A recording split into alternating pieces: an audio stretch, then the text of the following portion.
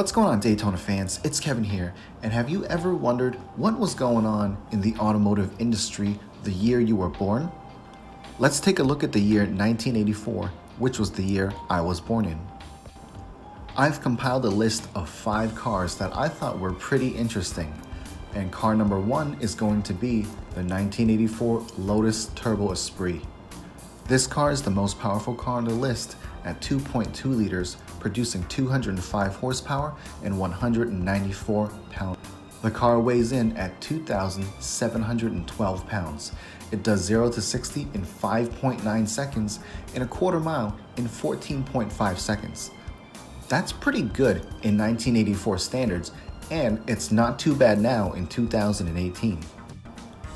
Next up, we have the 1984 Mazda RX7 Turbo. These things are known for their rotary engines and their high RPMs. This thing from factory has a 7,000 RPM redline, and when tuned and tinkered right, it can go up to 8,500 RPM. That's just insane.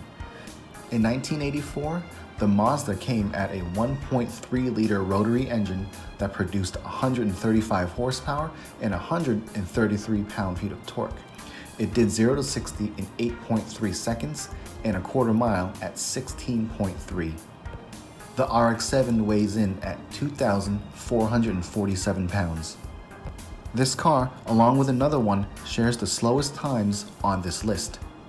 Next up on this list is the 1984 Mercury Capri Turbo RS. Now the Turbo RS has a 2.3 liter engine with 175 horsepower and 200 pound-feet of torque.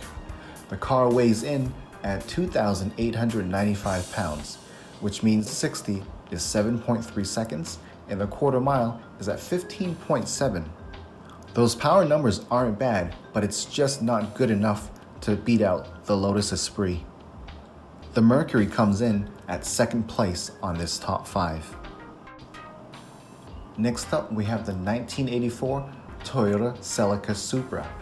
Now this Supra comes with a inline-six 2.8 liter that produces 145 horses and 155 pound-feet of torque.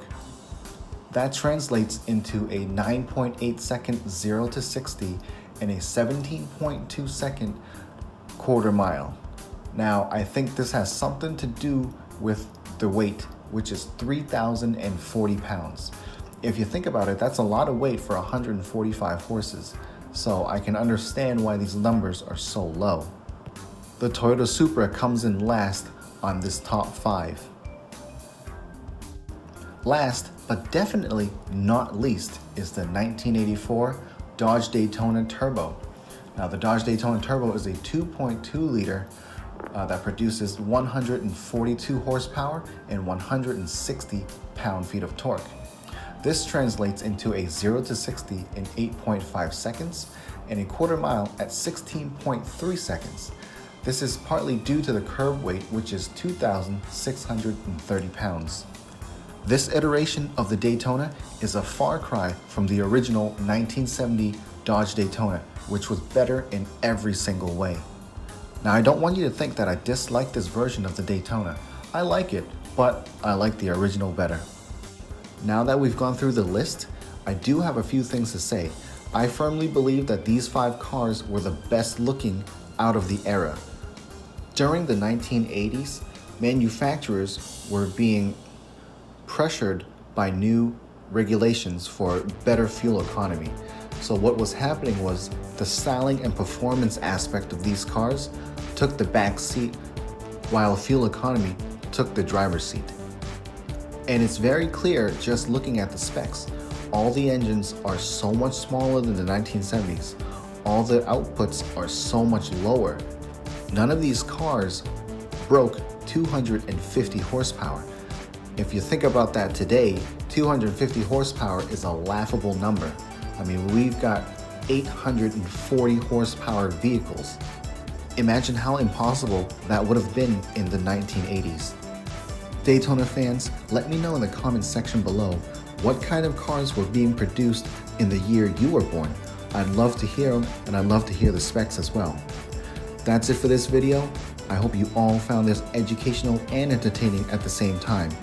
I'll see you all in the next one. Peace.